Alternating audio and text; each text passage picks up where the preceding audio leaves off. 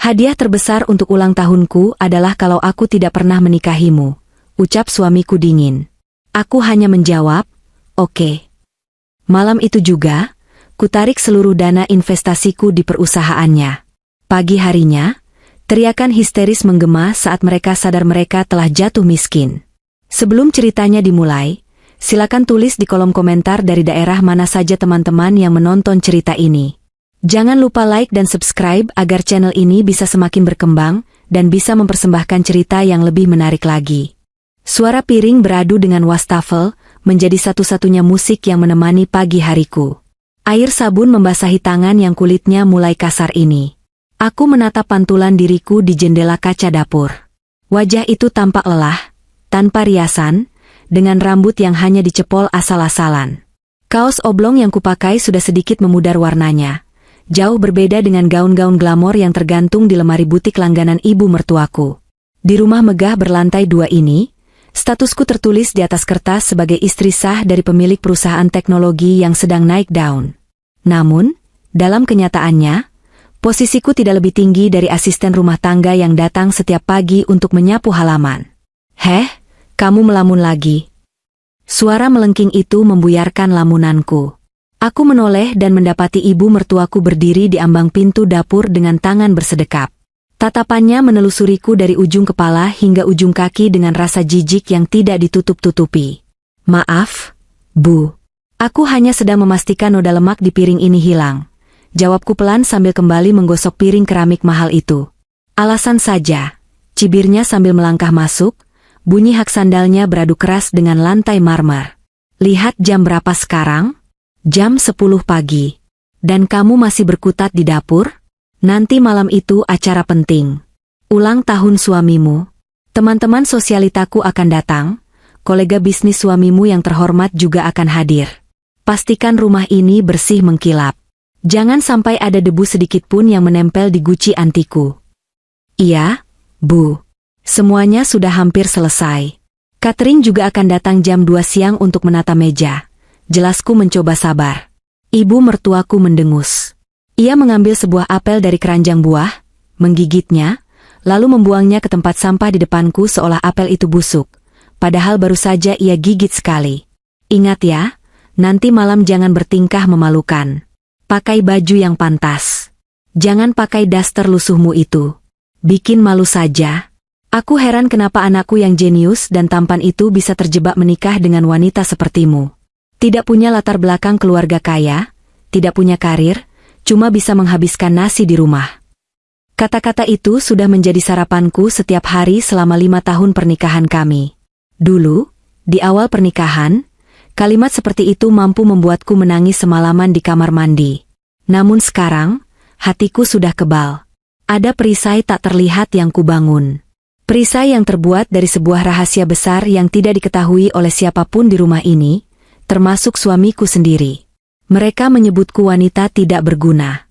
Wanita benalu yang hanya menumpang hidup pada kesuksesan suami.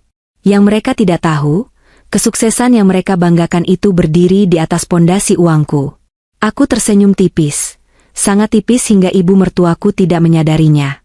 3 tahun lalu, perusahaan rintisan suamiku, Tech Vision, berada di ambang kebangkrutan total.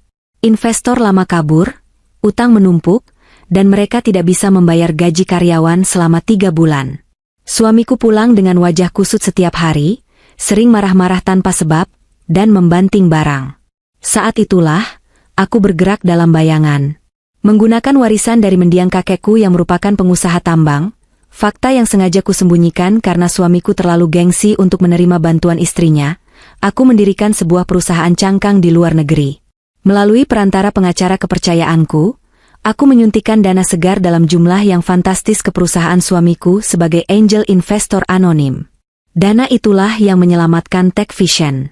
Dana itulah yang membuat suamiku bisa membeli mobil sport barunya, merenovasi rumah ini, dan memanjakan ibunya dengan tas-tas bermerek. Ironisnya, pemilik modal terbesar di perusahaan itu kini sedang disuruh menyikat lantai dapur. Kenapa diam saja? Cepat selesaikan. Suamiku mau datang sebentar lagi, dia tidak suka melihat dapur berantakan. Bentak ibu mertuaku lagi sebelum akhirnya berbalik pergi meninggalkan dapur. Aku menghela napas panjang, membilas tangan, dan mengeringkannya dengan lap. Pekerjaan rumah tangga ini sebenarnya tidak berat. Yang berat adalah menahan gejolak di dada setiap kali mereka merendahkanku. Aku melangkah ke ruang tamu yang luasnya bisa dipakai untuk main badminton. Di sana, dekorasi untuk pesta nanti malam sudah mulai terpasang. Balon-balon berwarna emas dan hitam, bunga-bunga segar yang didatangkan impor, dan sebuah spanduk besar bertuliskan, "Selamat ulang tahun CEO kebanggaan kami." Pintu depan terbuka. Sosok pria tegap dengan setelan jas abu-abu mahal melangkah masuk. Itu suamiku. Wajahnya tampan, tipe wajah yang membuat banyak wanita menoleh dua kali. Tapi bagiku, wajah itu kini hanya memancarkan kesombongan. Dia sedang menelepon seseorang, tertawa lepas dengan suara baritonnya yang khas. Tentu saja, Pak Gunawan. Proyek itu pasti kita menangkan. Techvision tidak pernah gagal. Dana operasional kami sangat kuat berkat investor misterius kami itu. Hahaha, iya. Nanti malam Bapak harus datang. Kita rayakan kesuksesan ini. Dia menutup telepon dan melempar tas kerjanya ke sofa. Aku segera menghampirinya, berniat mengambil tas itu dan menyiapkan minum, seperti rutinitas istri yang berbakti. "Mas, sudah pulang? Mau minum teh atau kopi?" tawarku lembut. Suamiku menoleh, tapi tatapannya bukan tatapan rindu atau kasih sayang. Tatapannya kosong, seolah melihat tembok, bukan manusia. Air putih dingin saja. Jangan bawel. Kepalaku pusing mendengar ocehan klien yang tidak kompeten. Aku mengangguk dan bergegas ke dapur. Saat aku kembali membawa segelas air dingin di atas nampan, dia sedang melonggarkan dasinya sambil memijat pelipis. Aku meletakkan gelas itu perlahan di meja marmer di hadapannya. "Nanti malam, kamu pakai baju apa?" tanyanya tiba-tiba tanpa menatapku. Aku berencana memakai gaun biru tua yang kubeli tahun lalu. "Masih bagus kok, Mas," jawabku. Suamiku mendengus kasar. Dia akhirnya menatapku, tatapan tajam yang menusuk. "Gaun itu lagi? Itu sudah ketinggalan zaman. Kamu ini istri CEO, bukan istri pegawai kelurahan. Cobalah tampil sedikit berkelas. Jangan bikin aku malu di depan investor yang akan datang nanti." "Tapi Mas, bulan ini jatah belanja bulananku sudah habis untuk keperluan dapur dan obat ibu. Aku belum sempat beli baju baru," jelasku jujur. "Uang pribadiku ada miliaran di rekening rahasia, tapi aku memegang prinsip untuk hidup sesuai jatah yang diberikan suami dalam peran sandiwaraku ini. Aku ingin melihat seberapa besar dia menghargaiku tanpa tahu hartaku." Dan jawabannya selalu mengecewakan. Selalu saja uang, uang, dan uang. "Kamu pikir cari uang itu gampang? Kamu enak cuma di rumah, ongkang-ongkang kaki, tidak tahu stresnya memimpin perusahaan," omelnya. Dia merogoh dompetnya, mengeluarkan beberapa lembar uang merah dan melemparkannya ke atas meja. Uang itu berserakan, satu lembar jatuh ke lantai tepat di dekat kakiku. "Nih, suruh sopir beli baju yang layak di butik dekat sini. Jangan yang murahan. Aku tidak mau ada orang yang berbisik-bisik kalau istriku tidak bisa merawat diri." Aku menatap lembaran uang di lantai itu. Harga diriku rasanya ikut jatuh bersamanya. Dengan tangan gemetar, aku memungut uang itu. Bukan karena aku butuh, tapi karena aku masih mencoba menjadi istri yang patuh.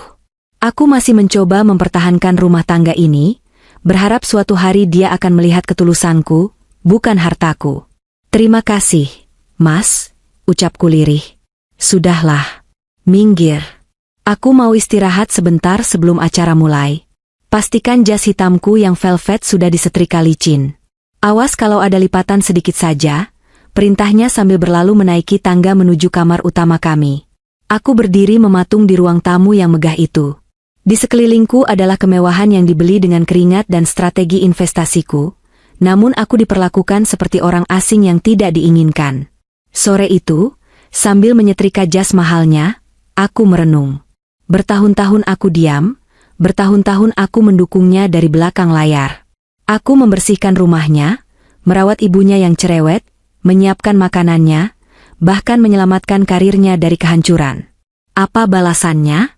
Hinaan demi hinaan. Mungkin kesabaranku ada batasnya. Mungkin gelas kesabaran itu sudah retak dan tinggal menunggu satu tetes air lagi untuk pecah berkeping-keping. Aku melihat pantulan diriku di cermin setinggi badan di kamar ganti. Wanita di cermin itu tampak menyedihkan. Tapi di balik mata yang lelah itu, ada kilatan api yang mulai menyala. Aku bukan wanita lemah. Aku adalah wanita yang bisa membolak-balikan nasib perusahaan suamiku hanya dengan satu panggilan telepon. Hari semakin sore. Langit mulai berubah warna menjadi jingga kemerahan. Di luar, vendor dekorasi sedang memasang lampu-lampu taman. Kesibukan semakin meningkat. Aku menyelesaikan setrikaan dan menggantung jas itu dengan hati-hati. Ini akan menjadi malam yang panjang. Malam di mana suamiku akan merayakan kemenangannya, tanpa menyadari bahwa dewi keberuntungannya sedang dia injak-injak setiap hari. Aku menarik napas dalam, mempersiapkan mental untuk sandiwara malam ini. Sandiwara sebagai istri yang tidak berguna. Malam telah turun menyelimuti kota, membawa serta udara dingin yang kontras dengan kehangatan dan kemeriahan di dalam rumah kami. Ruang tamu yang tadi siang masih berantakan kini telah berubah menjadi ballroom mini yang sangat mewah. Lampu kristal gantung di langit-langit memancarkan cahaya keemasan, memantul indah pada gelas-gelas wine yang tersusun rapi membentuk piramida di meja bar. Alunan musik jazz instrumental mengalun lembut dari sudut ruangan, dimainkan secara langsung oleh band sewaan yang harganya pasti tidak murah. Tamu-tamu mulai berdatangan. Mobil-mobil mewah, Mercedes, BMW, hingga Alphard, berjajar memenuhi halaman depan hingga meluber ke bahu jalan. Para tamu wanita mengenakan gaun malam yang berkilauan, bersaing memamerkan perhiasan berlian yang melingkar di leher dan pergelangan tangan mereka. Aroma parfum mahal bercampur baur di udara, menciptakan wangi kemewahan yang menyesakkan.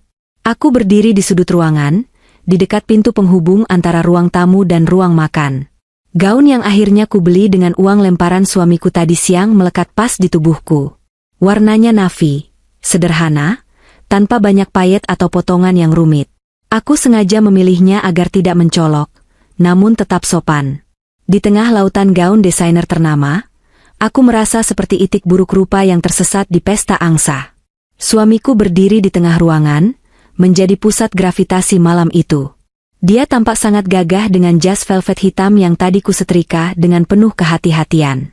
Rambutnya ditata rapi dengan pomade, wajahnya berseri-seri penuh percaya diri. Di sebelahnya, ibu mertuaku berdiri dengan dagu terangkat, mengenakan kebaya modern penuh bordir emas, tersenyum lebar menyambut pujian dari teman-temannya. "Wah, Pak Dirut semakin sukses saja ya," seru seorang pria botak yang kutahu adalah salah satu supplier utama perusahaan. "Saya dengar Tech Vision baru saja ekspansi ke 3 kota besar. Luar biasa." Suamiku tertawa renyah, suara tawanya memenuhi ruangan. "Ah, biasa saja, Pak. Ini semua berkat kerja keras tim dan tentu saja, visi saya yang selalu melihat ke depan. Kita tidak boleh berpuas diri, bukan? Tahun depan target saya adalah IPO. Kita akan melantai di bursa saham." Tepuk tangan riuh terdengar. Orang-orang berdecak kagum. "Hebat sekali. Ngomong-ngomong, saya dengar ada investor misterius di balik kebangkitan perusahaan Anda 3 tahun lalu? Siapa gerangan sosok itu?" "Pasti orang yang sangat visioner," tanya seorang wanita karir dengan gelas champagne di tangannya. Jantungku berdegup sedikit lebih kencang. Inilah topik yang selalu membuatku merasa geli sekaligus miris. Suamiku tersenyum penuh arti, seolah dia tahu segalanya, padahal dia sama butanya dengan yang lain. "Ah, soal itu. Beliau memang lebih suka bergerak di balik layar. Tapi yang jelas, beliau percaya pada kepemimpinan saya. Beliau tahu potensi saya, makanya berani menggelontorkan dana sebesar itu. Intinya, ini bukti bahwa saya memang layak dipercaya memegang modal besar."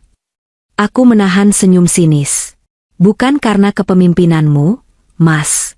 Tapi karena aku tidak tega melihatmu menangis di bahuku saat kamu nyaris bangkrut dulu, batinku." Tiba-tiba, mata suamiku menangkap sosokku yang berdiri di pojokan. Senyumnya sedikit memudar, digantikan tatapan yang menyeratkan perintah, "Sini, jangan diam saja seperti patung." Aku melangkah mendekat dengan ragu. Ketika aku sampai di sisinya, dia tidak merangkul pinggangku selayaknya suami yang bangga. Dia hanya menunjukku sekilas dengan dagunya. "Oh ya, Kenalkan, ini istri saya, ucapnya datar. Para tamu menatapku. Tatapan mereka bermacam-macam. Ada yang menilai, ada yang meremehkan, ada yang sekadar basa-basi. Halo, selamat malam, sapaku ramah sambil mengangguk. Wah, cantik sekali istrinya. Pasti sangat mendukung karir bapak ya? Tanya istri dari salah satu kolega. Sebelum aku sempat menjawab, suamiku sudah memotong dengan tawa yang dibuat-buat. Mendukung? Yah, kalau yang dimaksud mendukung itu menghabiskan waktu di rumah dan mengurus dapur, ya dia mendukung sekali. Istri saya ini orang rumahan, Bu. Tidak mengerti soal bisnis, saham, atau strategi pasar. Dunianya cuma seputar resep masakan dan sinetron. Gelak tawa pecah di lingkaran itu. Tawa yang merendahkan. Wajahku terasa panas. Dia baru saja mereduksiku menjadi objek lelucon di depan orang-orang yang status sosialnya, bahkan di bawahku jika dilihat dari jumlah aset pribadiku. Ibu mertuaku ikut menimpali. Iya, menantu saya ini memang beruntung sekali bisa mendapatkan anak saya. Kalau tidak, mungkin dia masih tinggal di desa. Aku mengepalkan tangan di samping gaunku, kuku-kukuku menancap ke telapak tangan untuk menahan emosi. Sabar, ini hari ulang tahunnya. Jangan rusak suasana, mantra itu kuulang berkali-kali dalam hati. Acara berlanjut ke sesi pemotongan kue dan pembukaan kado. Sebuah kue tart bertingkat 3 didorong masuk. Suamiku meniup lilin diiringi tepuk tangan meriah. Setelah itu, tibalah saatnya para tamu memberikan hadiah. Hadiah-hadiah itu luar biasa. Ada yang memberikan jam tangan Rolex, ada yang memberikan lukisan mahal, ada yang memberikan set golf edisi terbatas. Suamiku menerima semuanya dengan mata berbinar-binar, mengucapkan terima kasih dengan antusias. Nah, sekarang, mana kado dari istri tercinta? Celetuk salah satu teman suamiku, mungkin bermaksud menggoda. Semua mata tertuju padaku. Suasana menjadi hening sejenak. Aku menarik napas panjang, lalu melangkah maju. Dari tas kecilku, aku mengeluarkan sebuah kotak bludru kecil. Kotak itu tidak terlihat mewah, tapi isinya sangat bermakna. Selama 3 bulan terakhir, di sela-sela kesibukan mengurus rumah, aku diam-diam merajut sebuah syal kasmir dengan inisial namanya. Benangnya kubeli dari wol kualitas terbaik yang dipesan khusus.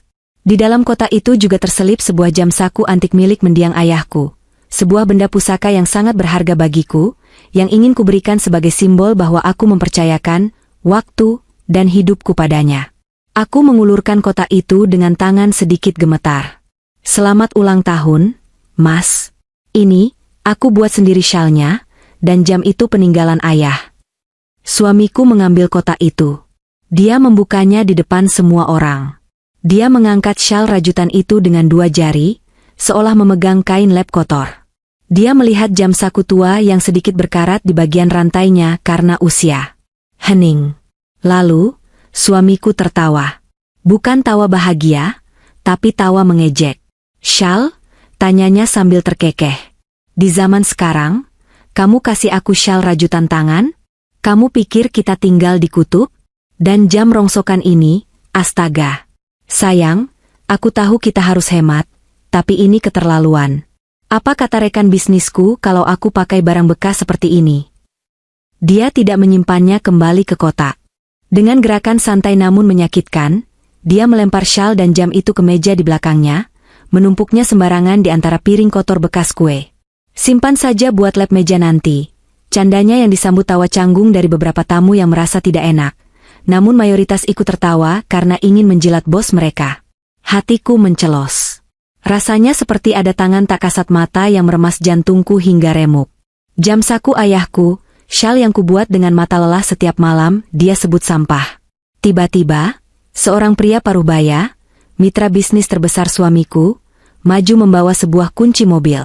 Sudah, jangan meledek istri sendiri, Pak Bos. Nih, biar mood Bapak bagus lagi. Ini hadiah dari kami para direksi. Kunci Porsche terbaru yang sudah terparkir di depan. Wajah suamiku langsung berubah cerah, seolah baru melihat surga. Dia menyambar kunci itu, melupakan keberadaanku sepenuhnya. Wah, ini baru hadiah. Ini baru kelas saya. Terima kasih banyak semuanya. Kalian memang sahabat terbaik. Dia merangkul mitra bisnisnya, meninggalkan aku berdiri sendirian di tengah ruangan seperti orang bodoh. Air mata mendesak ingin keluar, tapi aku menahannya sekuat tenaga. Aku tidak akan menangis di sini. Tidak di depan mereka. Aku mundur perlahan, melangkah mundur ke dalam bayang-bayang, menjauh dari sorot lampu yang menyilaukan itu. Dari sudut gelap, aku menatap suamiku yang sedang tertawa lebar memamerkan kunci mobil barunya. Dia terlihat begitu bahagia, begitu sombong, begitu lupa diri. Saat itulah, sesuatu dalam diriku benar-benar mati. Rasa cinta, rasa hormat, rasa ingin berbakti yang selama ini kupertahankan mati-matian, lenyap tak berbekas dalam detik itu juga.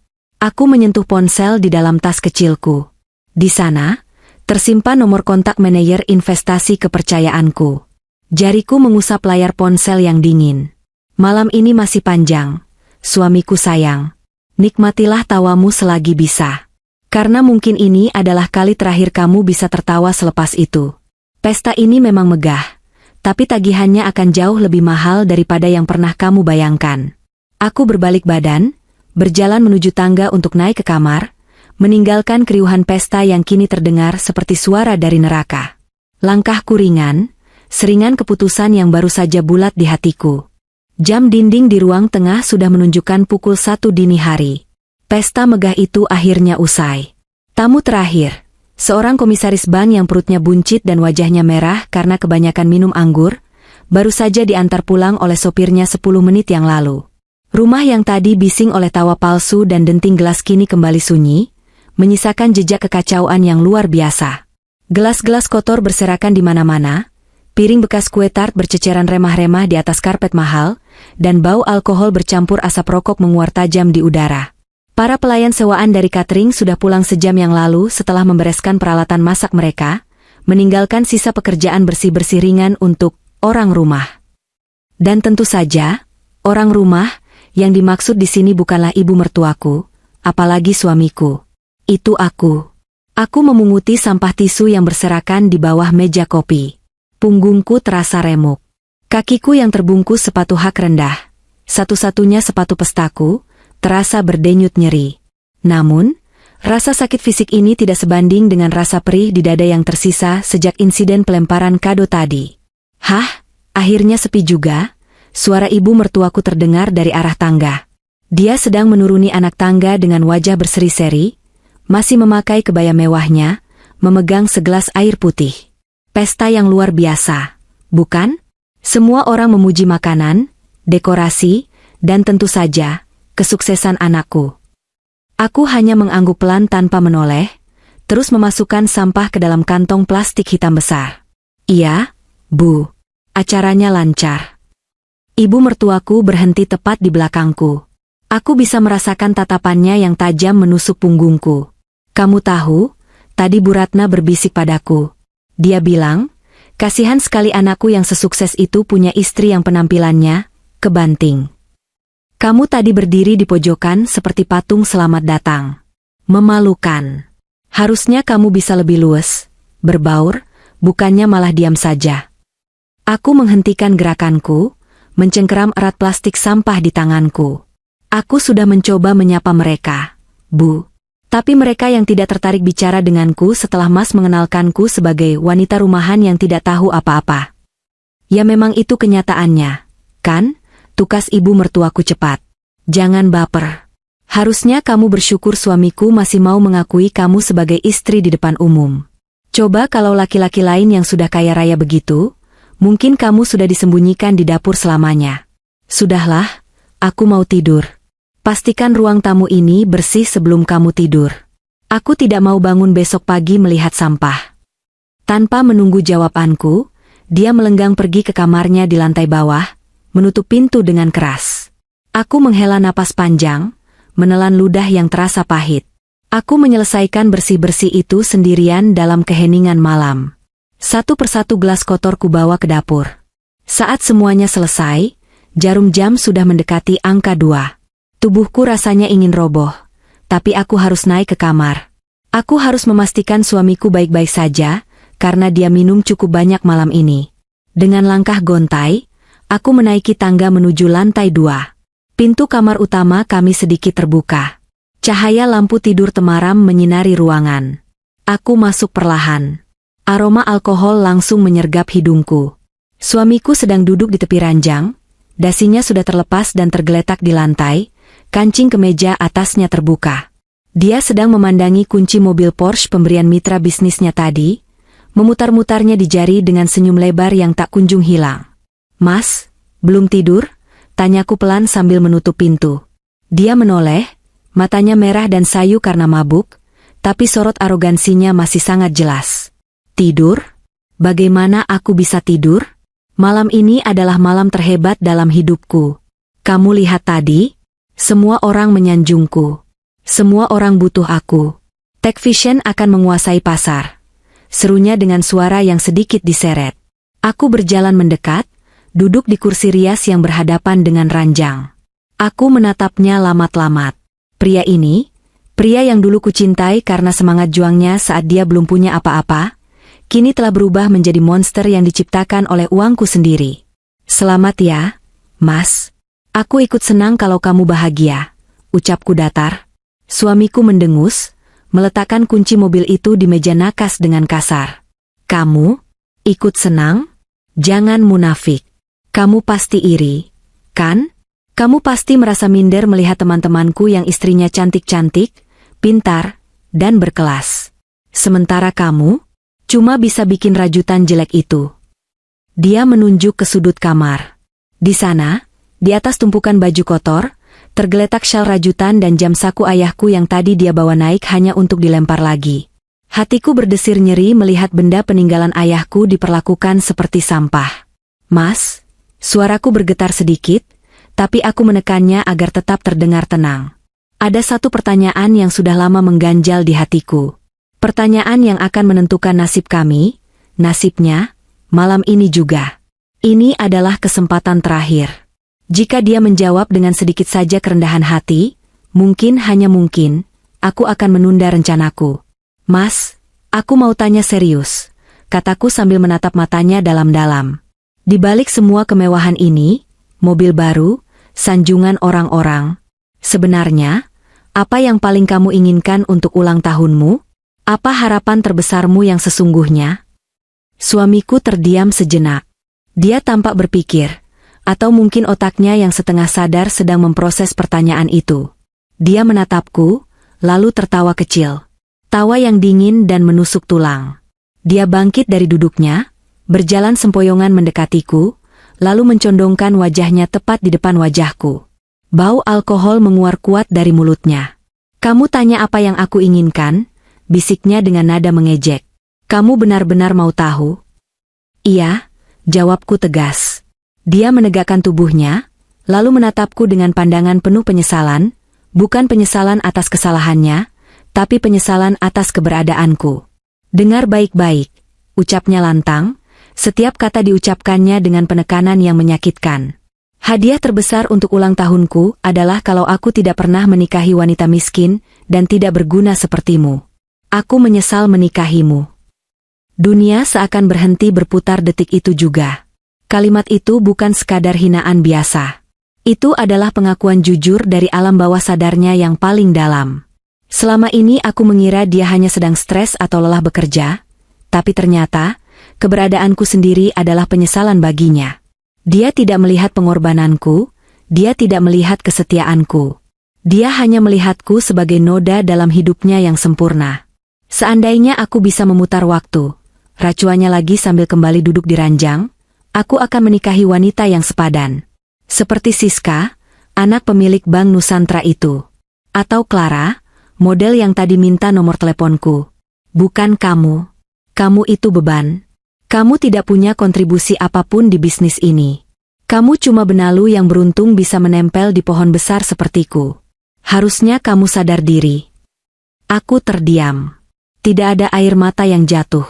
Anehnya, rasa sakit yang tadi mendera kini lenyap seketika, digantikan oleh kehampaan yang dingin. Hatiku membeku.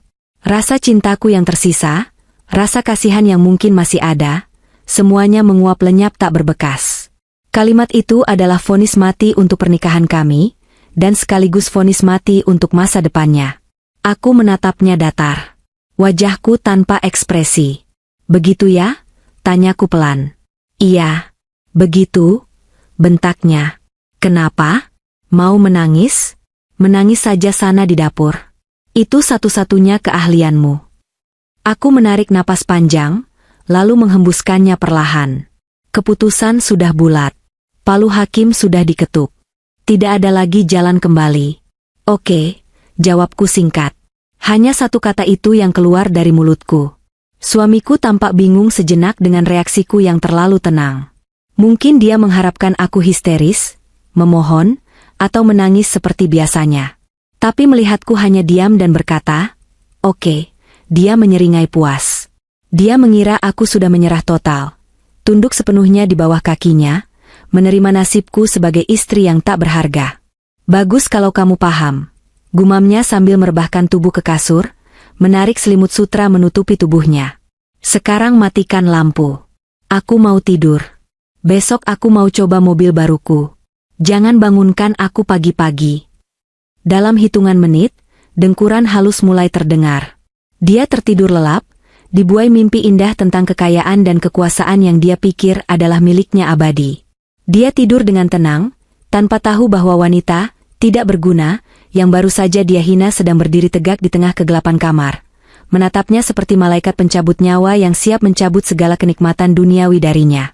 "Tidur yang nyenyak, Mas," bisikku sangat pelan, nyaris tak terdengar. "Nikmati mimpi indahmu yang terakhir.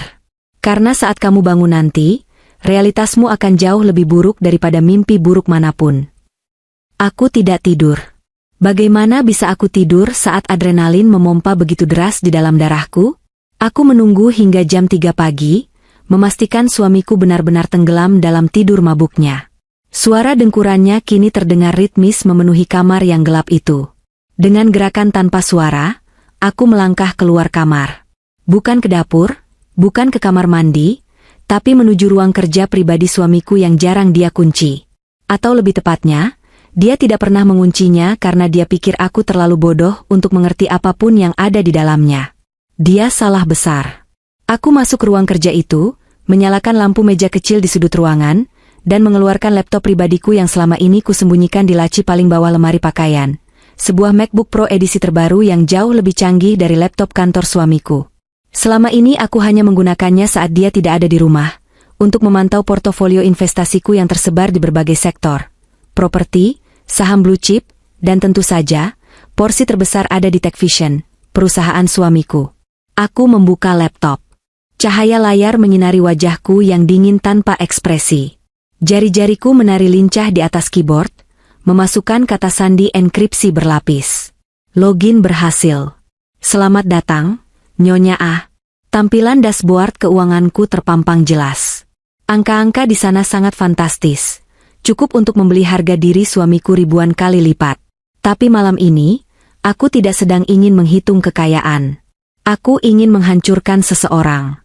Aku membuka aplikasi video call terenkripsi dan menghubungi satu nama, Indra Wijaya, manajer investasi pribadiku yang setia, tangan kananku yang selama ini menjadi perantara antara aku dan dunia bisnis. Dering ketiga, wajah Indra muncul di layar. Dia tampak segar meski ini dini hari, mengenakan kemeja rapi, seolah dia tahu aku akan menelepon. Indra tahu segalanya. Dia tahu perlakuan suamiku, dia tahu rencanaku, dan dia sudah bersiap menunggu aba-aba, nuklir, ini sejak lama. "Selamat pagi, Bu." Atau harus saya bilang selamat malam? Sapa Indra dengan nada profesional, namun ada kilatan penasaran di matanya. "Tumben Ibu menghubungi saya jam segini. Ada instruksi mendesak?" Aku menatap layar lurus-lurus. "Indra, laksanakan protokol Omega. Sekarang." Hening sejenak di seberang sana. Indra tampak terkejut, namun kemudian dia mengangguk paham. Wajahnya berubah serius. "Protokol Omega. Ibu yakin? Ini artinya penghancuran total aset yang terhubung dengan Project Husband. Tidak ada jalan kembali setelah saya menekan tombol eksekusi." "Aku sangat yakin, Indra. Dia baru saja mengatakan dia menyesal menikahiku. Dia bilang aku wanita miskin dan tidak berguna. Jadi, aku akan membuktikan ucapannya. Tanpa aku, dia memang akan kembali menjadi miskin, jawabku dingin. Baik, Bu. Saya mengerti. Indra mulai mengetik cepat di komputernya di seberang sana. Suara ketikan keyboard terdengar agresif. Saya akan mulai prosesnya. Pertama, perintahku sambil membuka dokumen kontrak investasi TechVision. Tarik seluruh dana investasi dari Sky High Ventures, perusahaan cangkang milikku, di TechVision. Aktifkan klausul 14B, pelanggaran etika dan perilaku buruk prinsipal terhadap investor. Bukti rekaman hinaannya tadi sudah kukirim ke servermu. Itu cukup untuk membatalkan kontrak sepihak dan menuntut pengembalian modal 100% dalam waktu 24 jam. Siap, Bu. Surat penarikan dana dan pembekuan aset perusahaan sedang dikirim ke CFO TechVision dan bank korporat mereka. Sistem mereka akan lockdown pagi ini juga. Lanjut. Kedua, jariku menunjuk ke tab perbankan. Bekukan kartu kredit Black Card dan Platinum tambahan yang dipakai suamiku. Itu semua atas namaku, suplementary card dari akun utamaku yang dia kira akun perusahaan. Blokir semuanya. Sekarang. Kartu kredit diblokir. Status, lost stolen. Dia tidak akan bisa beli permen sekalipun besok pagi, lapor Indra dengan nada puas. Ketiga, aku teringat mobil Porsche itu. Mobil yang kuncinya dipamerkan dengan bangga. Aku tahu mobil itu bukan hadiah murni.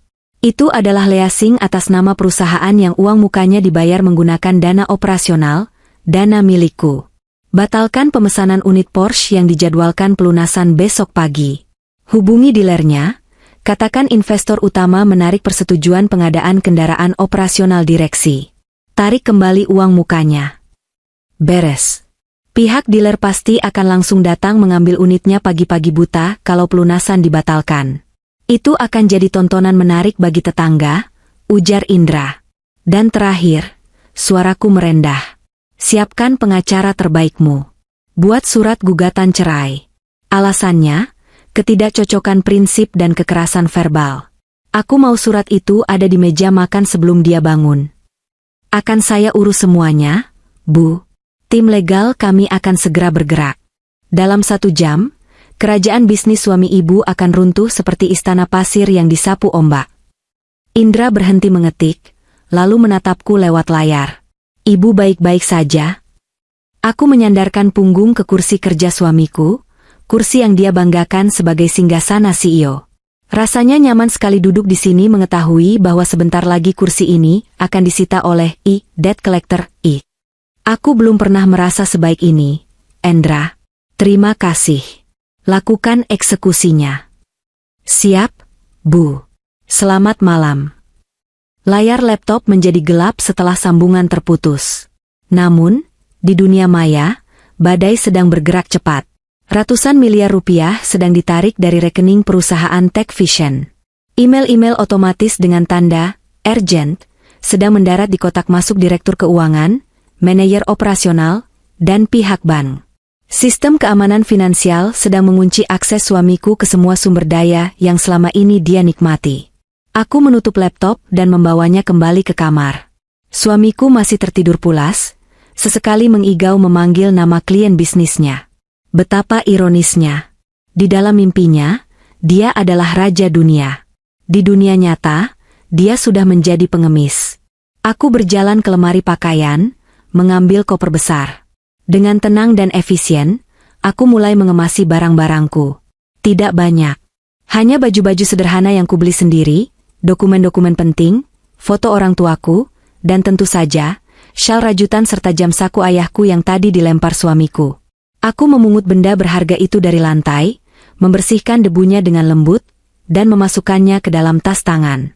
Gaun-gaun pesta pemberian ibu mertua yang dia beli dengan uang suamiku, yang sebenarnya uangku, kutinggalkan begitu saja.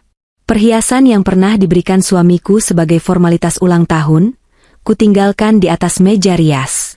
Aku tidak butuh apapun yang berbau dia. Pukul 5 pagi. Langit di luar jendela mulai menampakkan semburat ungu kebiruan. Matahari akan segera terbit. Hari baru akan dimulai. Bagi sebagian orang, matahari terbit membawa harapan. Bagi suamiku, matahari terbit nanti akan membawa neraka.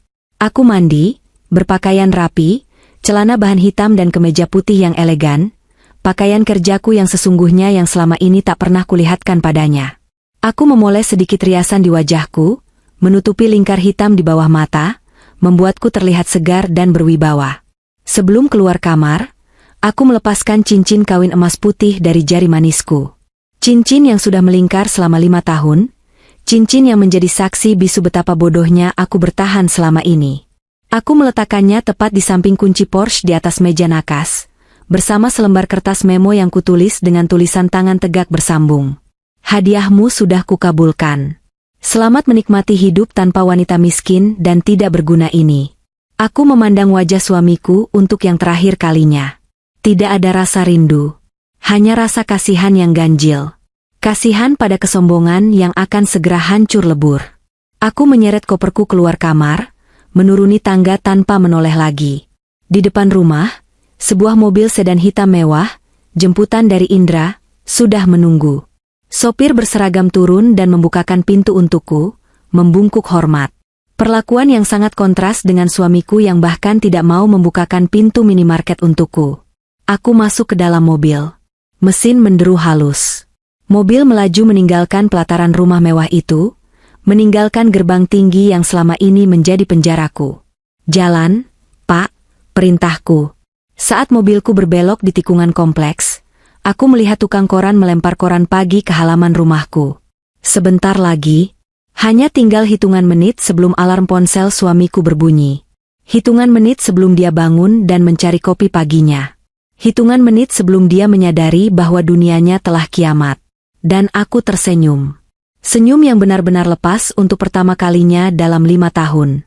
Kata, "Oke, tadi malam," adalah kata penutup yang paling manis yang pernah kuucapkan. Sinar matahari pagi menembus dinding kaca apartemen penthouse di lantai 42 ini dengan begitu lembut, jauh berbeda dengan cahaya matahari yang biasa menyapaku di dapur rumah suamiku. Di sini, cahaya itu terasa hangat dan membebaskan. Aku duduk di sofa kulit berwarna krem, memegang cangkir porselen berisi teh Earl Grey hangat yang aromanya menenangkan saraf-sarafku yang tegang. Tidak ada suara teriakan ibu mertua yang meminta air panas untuk mandinya, tidak ada suara dengkuran kasar suamiku, dan tidak ada denting piring kotor yang menuntut untuk dicuci. Hening. Hanya ada suara dengung halus dari pendingin ruangan sentral, dan suara samar lalu lintas kota Jakarta dari kejauhan di bawah sana. Ini adalah properti pribadiku yang lain, sebuah apartemen yang kubeli 3 tahun lalu dengan nama samaran perusahaan investasiku. Suamiku tidak pernah tahu tempat ini ada. Baginya, aku hanyalah istri rumahan yang dunianya selebar daun kelor, hanya sebatas pasar, dapur, dan kamar tidur. Dia tidak pernah membayangkan bahwa istrinya memiliki tempat persembunyian yang jauh lebih mewah daripada rumah kreditan yang dia banggakan itu. Aku meletakkan cangkir teh di atas meja kaca, lalu meraih tablet iPad Pro milikku. Jantungku berdebar pelan, bukan karena takut, melainkan karena antisipasi. Aku membuka aplikasi smart home yang terhubung dengan rumah suamiku. Ya, akulah yang membiayai pemasangan sistem keamanan canggih di rumah itu 6 bulan lalu dengan alasan bonus dari teman. Tentu saja, sebagai pemilik akun administrator, aku masih memiliki akses penuh ke seluruh kamera CCTV yang terpasang di setiap sudut rumah, kecuali kamar mandi. Layar tablet menyala, menampilkan beberapa kotak video secara real-time. Di sana, di rumah mewah yang kini terasa seperti panggung sandiwara kosong, waktu menunjukkan pukul 7 pagi. Biasanya, jam segini aku sudah sibuk mondar-mandir menyiapkan sarapan, roti panggang dengan tingkat kegosongan yang spesifik untuk suamiku, dan bubur ayam tanpa kacang untuk ibu mertuaku. Tapi pagi ini, dapur terlihat sunyi. Kompor mati, meja makan kosong melompong. Tidak ada aroma kopi yang menguar. Aku menggeser layar ke tampilan kamera di kamar utama. Suamiku masih menggeliat di balik selimut. Cahaya matahari yang masuk melalui celah tirai yang lupa kututup semalam tepat mengenai wajahnya. Dia mengerang, menutup matanya dengan lengan. Aku bisa membayangkan betapa sakit kepalanya saat ini. Anggur merah mahal yang dia tenggak semalam pasti meninggalkan jejak hangover yang menyiksa. Sayang, gumamnya parau. Suaranya tertangkap jelas oleh mikrofon sensitif di kamera CCTV. Dia meraba sisi ranjang di sebelahnya, mencari tubuhku. Tangannya hanya menyentuh spray dingin yang sudah rapi. Dia membuka matanya dengan susah payah, mengerjap beberapa kali menyesuaikan diri dengan cahaya. Dia bangun dengan gerakan lambat, memijat pelipisnya. Wajahnya kusut, rambutnya mencuat kemana-mana, dan sisa riasan pesta semalam membuat wajahnya terlihat berminyak. Inilah wajah asli CEO kebanggaan Techvision di pagi hari, tanpa topeng wibawa, hanya seorang laki-laki manja yang tidak bisa hidup tanpa pelayan. Sayang. Air, teriaknya, suaranya serak dan kesal. Tidak ada jawaban. Tentu saja. Dia mendengus kesal, menendang selimutnya hingga jatuh ke lantai. Kemana sih perempuan ini? Jam segini belum bangunkan aku? Dasar pemalas. Mentang-mentang pesta sudah selesai, dia jadi seenaknya. Dia turun dari ranjang dengan langkah sempoyongan, berjalan menuju pintu kamar mandi. Dia menghilang sebentar, terdengar suara air keran dinyalakan, lalu dia keluar lagi sambil mengelap wajah dengan handuk kecil. Dia terlihat sedikit lebih segar, tapi kekesalannya makin bertambah karena tidak menemukan baju ganti yang biasanya sudah kusiapkan di atas kasur. Baju kerjaku mana? Gerutunya pada angin. Dia membuka lemari dengan kasar, mengacak-acak gantungan baju sampai menemukan kemeja biru favoritnya. Dia memakainya dengan asal-asalan, bahkan kancingnya salah masuk lubang. Aku tersenyum miris melihat pemandangan itu. Bertahun-tahun aku memanjakannya hingga dia lupa cara mengurus dirinya sendiri. Dia benar-benar seperti bayi besar yang terjebak dalam tubuh pria dewasa. Setelah berpakaian, dia berjalan menuju meja nakas untuk mengambil jam tangan dan ponselnya. Saat itulah, gerakannya terhenti. Matanya terpaku pada objek yang sengaja kutinggalkan di sana.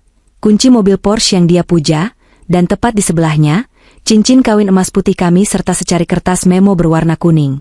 Dia mengerutkan kening, mengambil cincin itu dengan dua jari, seolah benda itu asing baginya.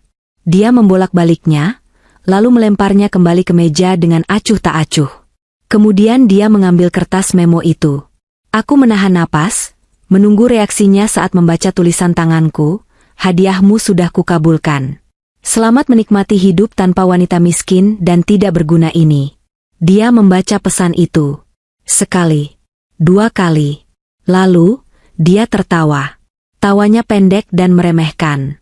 Dia meremas kertas itu menjadi bola kecil dan melemparnya ke tempat sampah di sudut kamar. Drama lagi, gumamnya sambil menggelengkan kepala. Dasar wanita drama. Cuma gara-gara aku bentak sedikit semalam, sekarang main ancam-ancaman pergi, paling juga lari ke rumah ibunya naik ojek. Nanti sore juga pulang sambil nangis minta maaf. Dia sama sekali tidak merasa bersalah. Dia pikir ini hanyalah taktik, ngambek, istri biasa yang minta diperhatikan. Keangkuhannya begitu tebal hingga menutupi akal sehatnya. Dia mengambil kunci mobil Porsche-nya, mencium logo kuda di kunci itu dengan penuh cinta, lalu bersiul riang keluar kamar. Bodoh amat kamu mau pergi kemana? Yang penting hari ini aku bawa mobil baru ke kantor, ucapnya santai sambil menuruni tangga. Aku melihatnya berjalan menuju ruang makan lewat kamera CCTV lantai 1. Dia berharap menemukan sarapan di meja. Tapi yang dia temukan hanyalah meja marmer yang dingin dan kosong. Dia membuka tudung saji, kosong. Dia membuka kulkas, hanya ada bahan mentah. Sialan, benar-benar tidak masak, umpatnya keras. Suara perutnya yang keroncongan terdengar samar. Bu, ibu, teriaknya memanggil ibunya. Pintu kamar tamu di lantai bawah terbuka.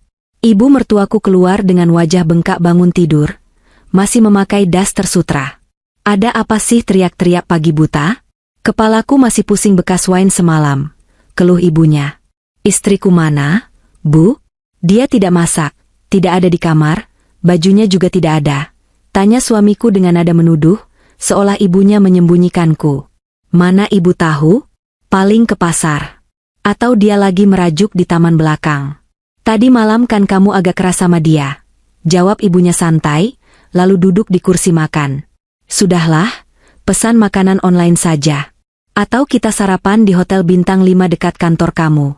Sekalian kamu pamer mobil barumu itu. Mata suamiku langsung berbinar mendengar kata, mobil baru. Kekesalannya karena tidak ada sarapan langsung lenyap. Ide bagus, Bu.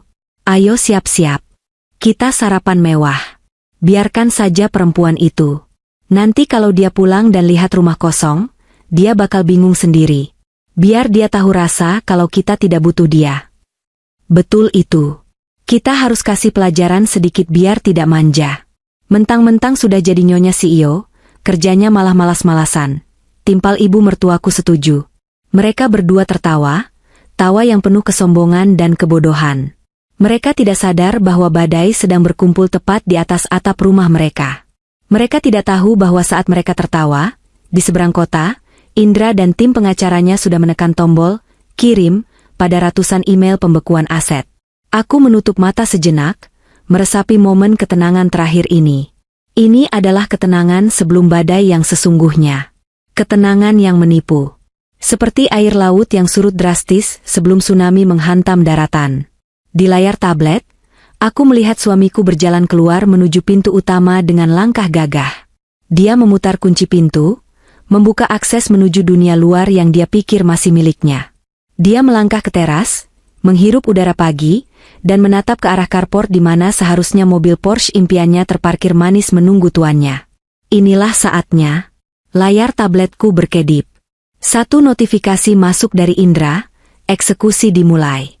Selamat menonton, Bu. Aku menegakkan dudukku. Teh di cangkirku sudah dingin, tapi darahku justru mendidih penuh semangat. Pertunjukan utama akan segera dimulai.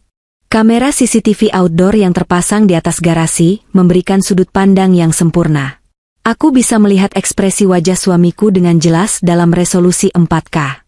Senyum lebar yang tadinya menghiasi wajahnya saat melangkah keluar pintu perlahan memudar, digantikan oleh kerutan bingung di dahinya. Dia berdiri mematung di teras. Matanya menyapu area carport yang kosong melompong. Di sana, di tempat yang seharusnya terparkir mobil Porsche kuning mentereng yang kuncinya sedang dia genggam erat, tidak ada apa-apa selain lantai keramik yang kosong. Bahkan jejak bannya pun tidak ada.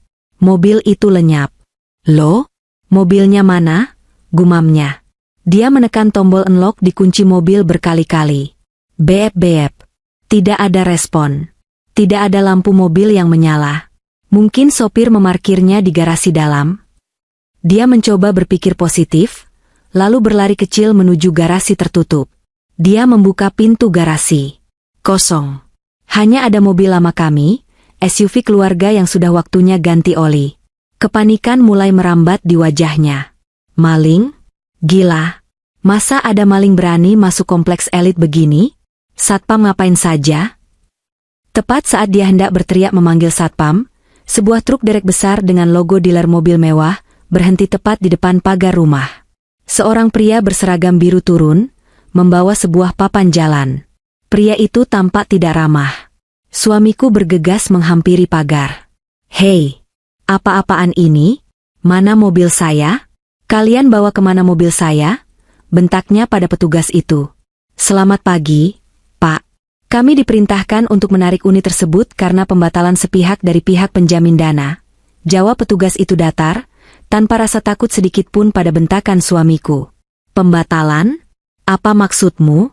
Itu mobil hadiah. Sudah lunas. Suamiku berteriak, wajahnya mulai memerah.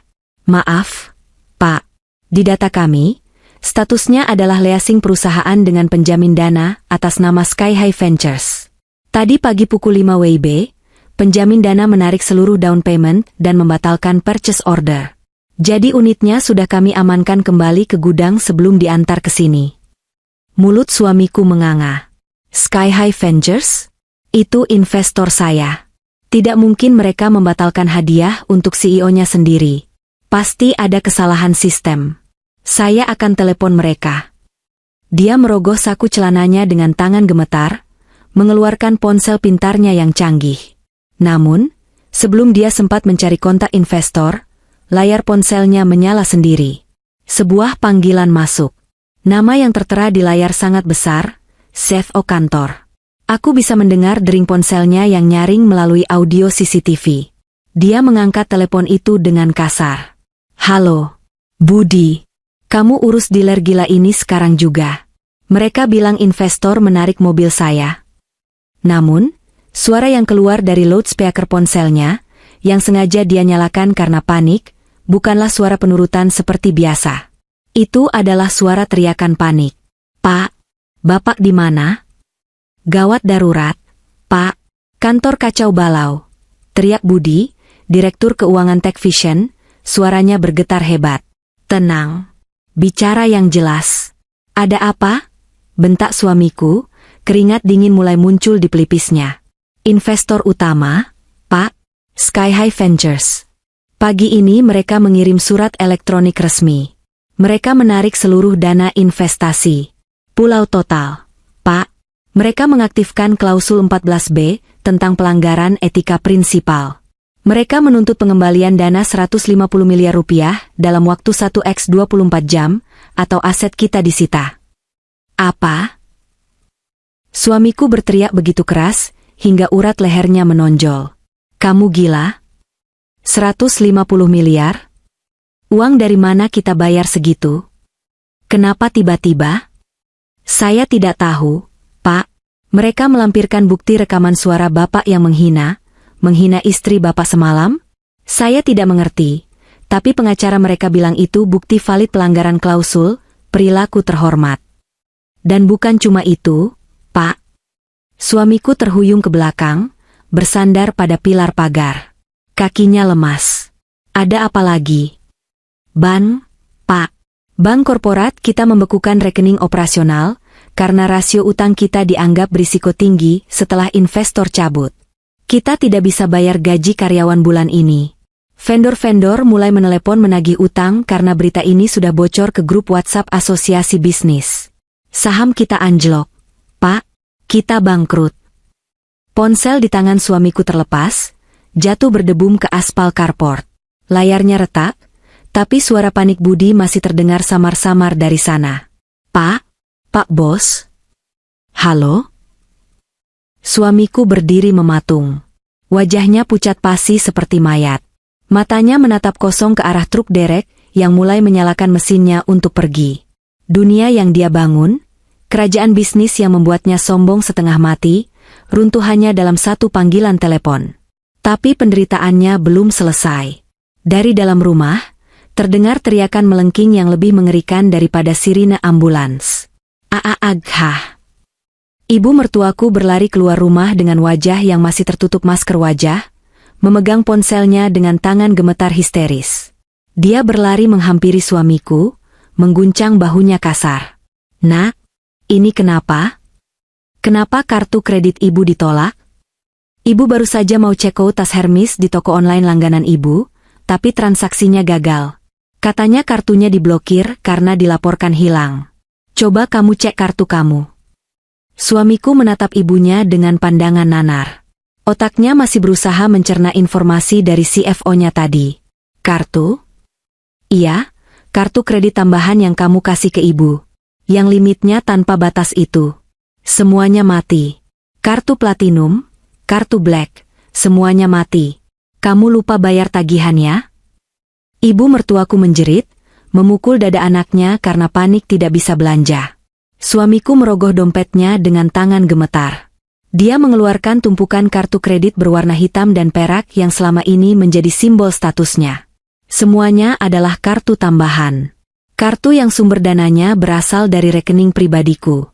Saat itulah, potongan-potongan puzzle di kepalanya mulai menyatu.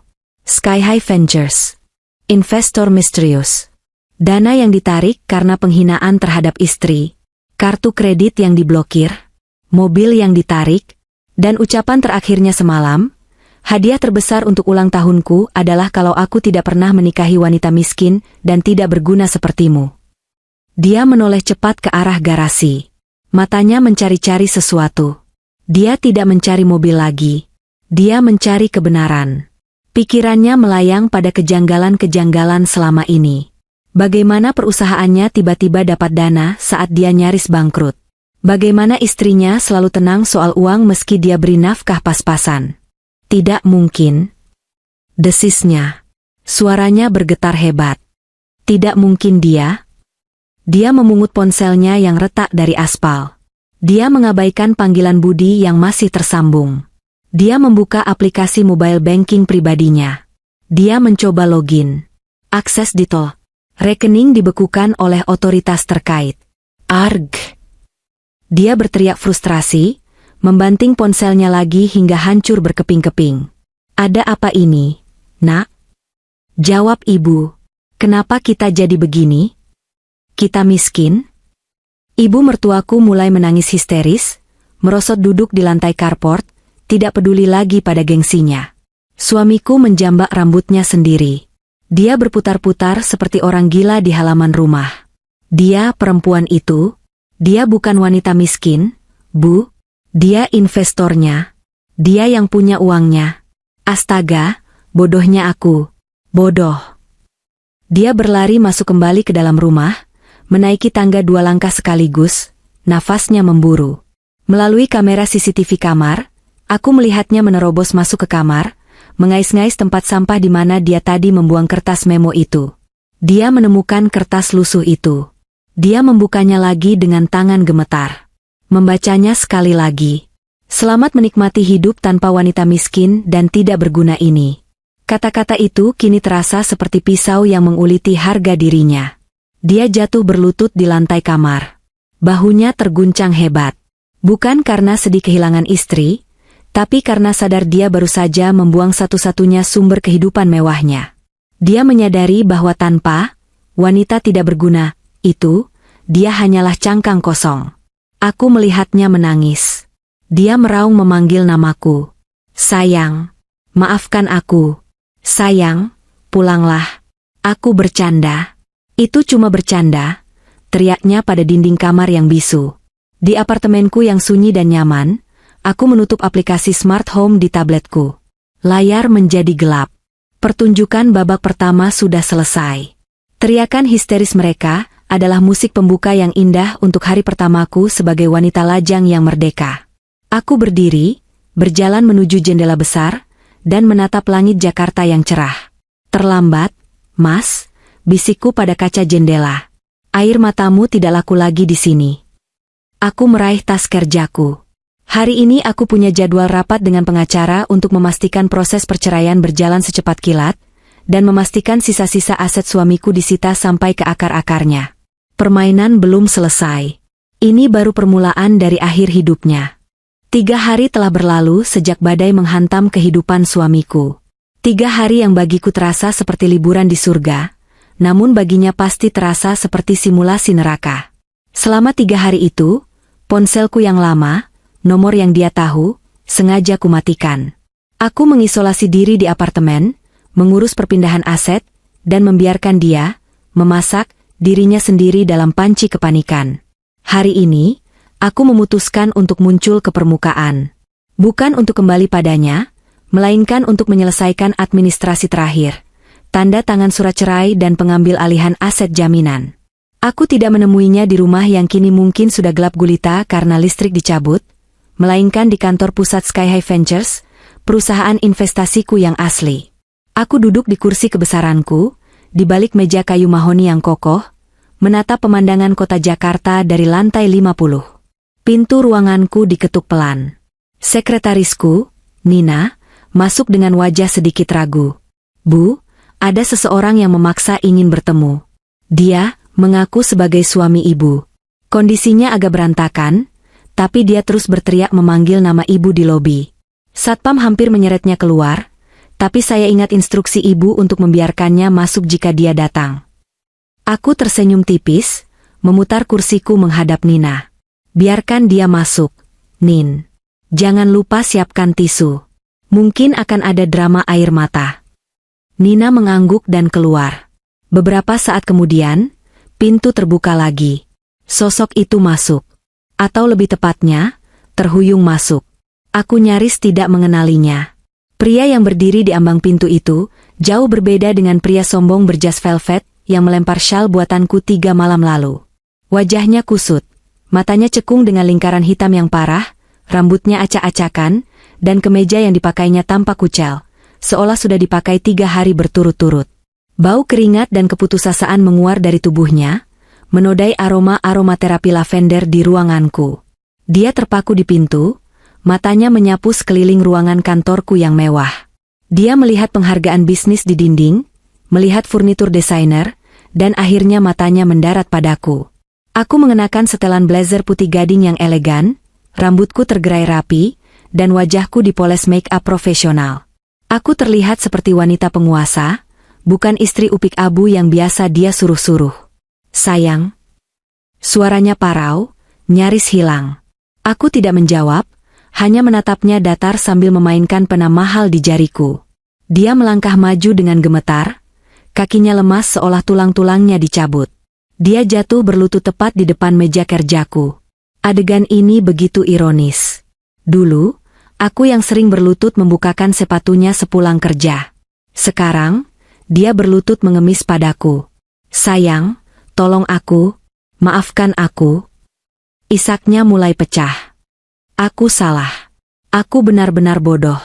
Tolong hentikan semua ini. Perusahaanku hancur. Karyawan demo di depan kantor. Ban menyita rumah. Ibu kena serangan jantung ringan karena shock. Kami tidak punya apa-apa lagi. Listrik rumah sudah diputus pagi ini. Aku masih diam, membiarkannya menumpahkan semua penderitaannya. Kenapa kamu tegas sekali? Tanyanya di sela tangis. Kita suami istri. 5 tahun kita bersama. Kenapa kamu menghancurkan aku sampai begini cuma gara-gara ucapan mabukku? Cuma? Tanyaku dingin. Satu kata itu membuat tangisnya terhenti sejenak. Aku berdiri, berjalan perlahan mengitari meja dan berdiri di hadapannya, namun menjaga jarak aman. Aku menatap puncak kepalanya dengan tatapan menghakimi. Mas, kamu bilang itu, cuma, ucapan mabuk? Tidak, Mas. Orang mabuk itu jujur. Alkohol hanya melepaskan rem di lidahmu. Apa yang kamu katakan malam itu adalah isi hatimu yang sebenarnya. Kamu bilang kamu menyesal menikahiku. Kamu bilang aku wanita miskin dan tidak berguna. Itu tidak benar. Aku cinta kamu. Bantahnya cepat, mencoba meraih tanganku, tapi aku melangkah mundur. Jangan sentuh aku, desisku tajam. Kamu tidak mencintaiku. Kamu mencintai kenyamanan yang kuberikan. Kamu mencintai egomu yang merasa hebat, karena bisa menginjak-injak istrimu. Kamu merasa sukses. Merasa seperti raja, padahal tahta yang kamu duduki itu aku yang bangun. Aku mengambil sebuah map merah dari atas meja, dan melemparkannya ke hadapannya. Map itu terbuka, memperlihatkan dokumen-dokumen transfer dana selama 3 tahun terakhir. Bukti otentik bahwa Sky High Ventures adalah milikku, dan setiap sen yang masuk ke Techvision berasal dari kantong pribadiku. Lihat itu, perintahku. Dia mengambil dokumen itu dengan tangan gemetar. Matanya membelalak saat membaca nama pemilik rekening sumber dana, nama lengkapku. Ini semua uangmu? Tanyanya tak percaya. Warisan kakekmu? Tapi, kamu bilang. Aku bilang aku miskin? Kapan aku bilang begitu? Kamu yang berasumsi aku miskin karena aku hidup sederhana. Kamu yang menyimpulkan aku tidak punya apa-apa karena aku tidak suka pamer. Dan kamu, dengan segala kesombonganmu, tidak pernah sekalipun bertanya atau peduli tentang latar belakangku. Yang kamu tahu hanya menyuruhku mencuci piring dan melayani ibumu. Suamiku menunduk dalam, air matanya menetes membasahi kertas-kertas bernilai miliaran itu. Dia akhirnya menyadari betapa fatal kesalahannya. Dia telah membuang berlian demi memungut batu kali, hanya karena batu kali itu terlihat mengkilap di permukaan. Aku bisa berubah, ucapnya lirih, mencoba strategi terakhir. Beri aku kesempatan kedua. Aku akan jadi suami yang baik. Aku akan menghormatimu. Kita bisa bangun lagi perusahaan itu bersama-sama. Dengan modalmu dan keahlianku. Aku tertawa. Tawa yang kering dan tanpa emosi. Keahlianmu? Mas, sadarlah. Keahlianmu hanyalah menghabiskan uang dan berlagak bos. Tanpa modalku, Techvision sudah mati 3 tahun lalu. Kamu tidak punya keahlian bisnis yang nyata. Kamu hanya pandai berpura-pura. Aku kembali duduk di kursiku, menekan tombol intercom. Nin, panggil keamanan. Tamu kita sudah selesai. Mendengar kata keamanan, suamiku panik. Dia bangkit berdiri, wajahnya memerah antara malu dan marah. Sifat aslinya kembali muncul sedikit. Kamu tidak bisa melakukan ini padaku. Aku masih suamimu yang sah. Harta itu harta Gonogini. Aku berhak atas setengahnya. Baca kontrak pranikah yang kamu tanda tangani dengan malas 5 tahun lalu, karena kamu pikir aku tidak punya harta. Jawabku santai. Pemisahan harta total. Apa yang atas namaku, tetap milikku. Apa yang atas namamu, oh tunggu, kamu tidak punya apa-apa atas namamu, kan? Semua aset perusahaan atas nama PT, dan PT itu berutang padaku. 2 orang petugas keamanan bertubuh kekar masuk ke ruangan. Mereka memegang lengan suamiku di kiri dan kanan. Suamiku memberontak, tapi tenaganya yang sudah habis karena stres tidak sebanding dengan mereka. Saat diseret keluar, dia menatapku dengan tatapan yang sulit diartikan, campuran antara kebencian, penyesalan, dan ketakutan akan masa depan. Tunggu. Jangan begini. Aku harus tinggal di mana? Ibu harus makan apa? Teriaknya histeris. Aku menatapnya lurus tepat di manik matanya untuk terakhir kali. Kamu bilang hadiah terbesarmu adalah tidak pernah menikahi wanita miskin sepertiku. Jadi, aku mengabulkannya. Mulai detik ini, anggap saja kita tidak pernah menikah. Aku pergi membawa semua, uang tidak berguna, milikku. Sekarang kamu bebas. Mas, kamu bebas mencari wanita kaya raya yang mau menampung pria bangkrut sepertimu. Semoga beruntung. Pintu tertutup, memotong teriakan putus asanya. Ruangan kembali hening. Aku menghela napas panjang, merasakan beban berat terangkat dari pundakku. Rasa bersalah yang sempat kutakutkan akan muncul, ternyata tidak ada sama sekali. Yang ada hanyalah rasa lega yang luar biasa. Seperti baru saja sembuh dari penyakit kronis yang menyiksa selama bertahun-tahun. Aku mengambil ponselku, menelepon pengacaraku. Pak, dia sudah tanda tangan suratnya. Sudah, Bu. Tadi pagi di lobi sebelum naik ke ruangan Ibu, dia sudah tanda tangan di bawah tekanan tim kami dengan imbalan kami tidak mempidanakan kasus penggelapan dana kecil yang dia lakukan. Akta cerai akan keluar secepatnya. Bagus. Terima kasih. Aku menutup telepon, lalu memutar kursiku menghadap jendela lagi. Di bawah sana, di jalanan Jakarta yang macet, aku membayangkan suamiku sedang berjalan tertatih-tatih, tanpa mobil, tanpa uang, tanpa harga diri. Pelajaran hidup memang mahal, Mas, dan kamu baru saja membayar lunas dengan seluruh hidupmu. 6 bulan kemudian, udara pagi di Bali terasa begitu segar. Aku duduk di balkon villa pribadiku di daerah Ubud, menghadap langsung ke hamparan sawah hijau yang menyejukkan mata. Di pangkuanku, sebuah laptop terbuka, menampilkan grafik pertumbuhan investasi Sky High Ventures yang semakin meroket. Sejak aku mengambil alih kendali penuh dan membuang semua beban emosional, naluri bisnisku semakin tajam. Aku baru saja mendanai 3 perusahaan rintisan yang dipimpin oleh perempuan-perempuan hebat, memastikan mereka tidak akan pernah mengalami nasib sepertiku. Penampilanku jauh berbeda sekarang. Kulitku bercahaya, dirawat dengan baik. Rambutku kupotong pendek bergaya bob yang segar. Tidak ada lagi daster lusuh atau kaos oblong pudar.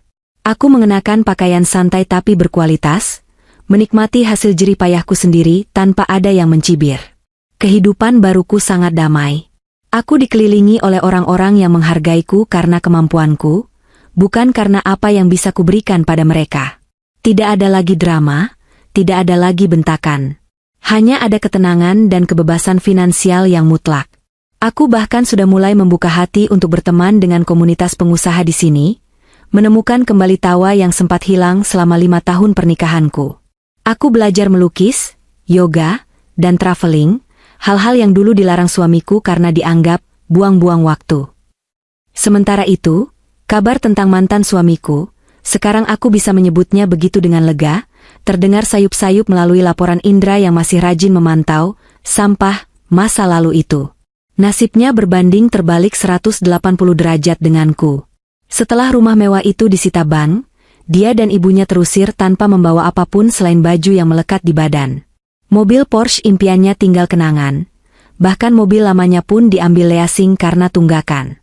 Kabar terakhir menyebutkan bahwa mereka kini tinggal di sebuah kamar kontrakan petak sempit di pinggiran Jakarta, di gang yang bahkan motor pun susah masuk. Mantan suamiku, sang CEO arogan, kini bekerja serabutan. Lamaran kerjanya ke berbagai perusahaan ditolak mentah-mentah. Dunia bisnis itu sempit, Reputasinya sebagai pebisnis yang gagal total karena skandal etika dan kebangkrutan sudah menyebar luas. Tidak ada yang mau mempekerjakan orang yang menghina investor utamanya sendiri. Indra pernah mengirimkan sebuah foto yang diambil diam-diam oleh anak buahnya. Di foto itu, terlihat mantan suamiku sedang duduk di pinggir jalan dengan jaket ojek online yang lusuh, wajahnya kusam dan terbakar matahari, sedang memakan nasi bungkus dengan lahap. Tidak ada lagi jas velvet, tidak ada lagi jam tangan mewah. Wajah tampannya kini terlihat tua dan lelah, tertutup debu jalanan. Ibunya, wanita yang dulu hobi menghina orang miskin itu, kini harus berjualan gorengan di depan kontrakan mereka untuk menyambung hidup. Kabarnya, dia sering sakit-sakitan dan sering bertengkar dengan anaknya, saling menyalahkan atas kemiskinan yang menimpa mereka. Mereka hidup dalam lingkaran setan penyesalan dan penderitaan, dikejar-kejar oleh penagih utang pinjaman online yang mereka gunakan untuk menutupi gaya hidup yang masih belum bisa mereka lepaskan sepenuhnya. Terkadang, aku bertanya-tanya apakah aku terlalu kejam. Tapi kemudian aku teringat malam itu. Teringat tatapan jijiknya saat melempar kado buatanku. Teringat kalimatnya, hadiah terbesar untuk ulang tahunku adalah kalau aku tidak pernah menikahi wanita miskin dan tidak berguna sepertimu. Tidak, aku tidak kejam. Aku hanya adil. Aku memberikan apa yang dia minta. Dia tidak ingin istri miskin, dan sekarang dia tidak punya istri sama sekali. Dia ingin hidup tanpa wanita, tidak berguna. Dan sekarang dia benar-benar hidup sendiri tanpa bantuan siapapun. Tuhan itu maha adil, dan karma adalah kurir yang tidak pernah salah alamat. Dia mengantar paket balasan tepat waktu ke depan pintu rumah mereka. Aku menyeruput jus jerukku, menutup laptop, dan menarik napas dalam-dalam menghirup aroma pagi. Matahari bersinar terang di ufuk timur. Masa laluku sudah terkubur bersama puing-puing kesombongan mantan suamiku. Kini, aku melangkah ke depan, ke masa depan di mana aku adalah tokoh utama dalam ceritaku sendiri, bukan figuran di panggung orang lain. Cerita tentang istri yang tidak berguna sudah tamat. Kini, cerita tentang wanita yang tak terhentikan baru saja dimulai.